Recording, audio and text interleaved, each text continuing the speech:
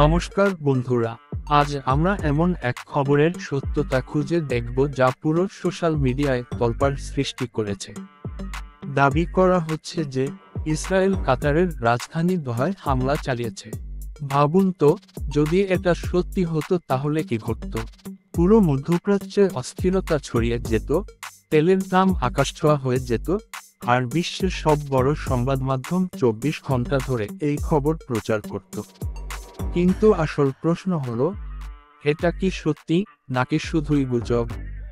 বন্ধুরা, এই ভিডিওতে আমরা জানব: 1. এই খবর কোথা থেকে ছড়াল? 2. কাতার আর ইসরায়েলের সম্পর্ক কেমন? 3. সংবাদ মাধ্যম ও বিশেষজ্ঞদের মত কি? 4. আর সবচেয়ে গুরুত্বপূর্ণ, সত্যি কি আর মিথ্যা কি? চলুন শুরু করি।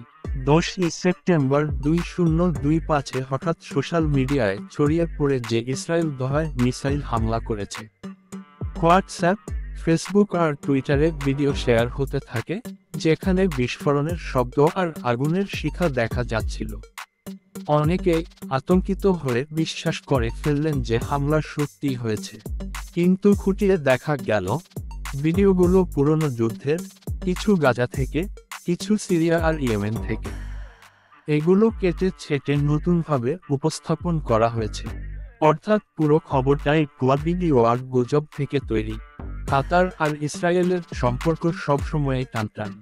কাতার প্রকাশ্যে ফিলিস্তিনকে সমর্থন করে আর গাজায় মানবিক সাহায্য পাঠায়। ইসরায়েল বিরোধিতা করে, তবে এখনো পর্যন্ত তাদের মধ্যে সরাসরি কোনো যুদ্ধ হয়নি। বিশেষজ্ঞরা বলেন, যদি সত্যি দোহায় হামলা হতো তবে জাতিসংঘ জরুরি বৈঠক ডাকত, তেলের দাম হঠাৎ বেড়ে যেত, খাড়ি অঞ্চলের সরকারগুলো বিবৃতি দিত, আর আন্তর্জাতিক মিডিয়া এটাকে বড় খবর বানাতো। কিন্তু এসব কিছুই ঘটেনি। তাই স্পষ্ট বোঝা যাচ্ছে, এই খবর একেবারেই গুজব। বন্ধুরা, এখান থেকে আমাদের শেখার বিষয় হলো, সোশ্যাল মিডিয়ায় দেখা প্রতিটি খবরটির সঙ্গে সঙ্গে বিশ্বাস করা উচিত নয়। সবসময় বিবিসি, রয়টার্স, আল জাজিরার মতো নির্ভরযোগ্য সূত্র দেখে নিতে হবে। শেষে এক কথায় বলা যায়, ইসরায়েল দোহায় হামলা চালায়নি।